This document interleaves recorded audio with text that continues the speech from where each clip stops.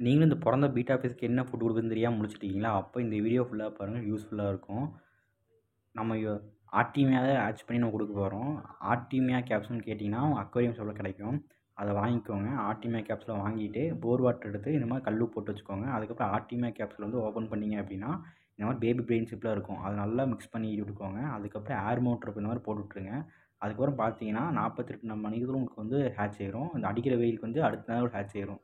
அதுக்கப்புறம் இந்த மாதிரி அக்வேரியம் ட்ராப்பர் வச்சுட்டு உறிஞ்சு இந்த மாதிரி ஊற்றிடுங்க. உங்கள் அக்வேரியம் ட்ராப் இல்லைனா இங்க் பில்லர் இந்த மாதிரி எடுத்து ஊற்றலாம், இல்லை ஸ்பூன் கூட எடுத்து ஊற்றலாம். ஊற்றிட்டிங்க அப்படின்னா அந்த பீட்டா வைஸ்லாம் அதை சாப்பிடும். இந்த வீடியோ ஸ்டார்டிங் காட்டியிருக்க மாதிரி அந்த பீட்டா வைஸில் சாப்பிட்டுட்டு இருக்கும். அது அதோட வாய்க்கு ஏற்ற மாதிரி குட்டியாக அந்த ஆர்டிமியா இருக்கும். அது கரெக்டாக வந்து அது சாப்பிட ஆரம்பிச்சிடும்.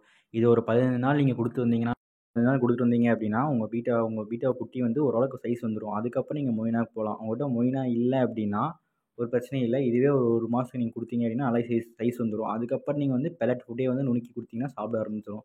அதுக்கப்புறம் ஓரளவு சைஸ் வந்துடும். இந்த வீடியோ உங்களுக்கு யூஸ்ஃபுல்லாக இருந்துச்சு அப்படின்னா இந்த வீடியோக்கு லைக் போட்டுருங்க. நம்ம இது மாதிரி மீன்களை பற்றி பல வீடியோ நம்ம போட்டிருக்கோம். அதான் நீங்கள் பார்க்கணும்னு நினச்சிங்க அப்படின்னா நம்ம சேனலை சப்ஸ்கிரைப் பண்ணி வச்சு பெல் சிம்பிள் ப்ரெஸ் வச்சுக்கோங்க. அப்போ தான் நம்ம என்ன வீடியோ போட்டாலும் நோட்டிஃபிகேஷன் வரும். தேங்க்யூ.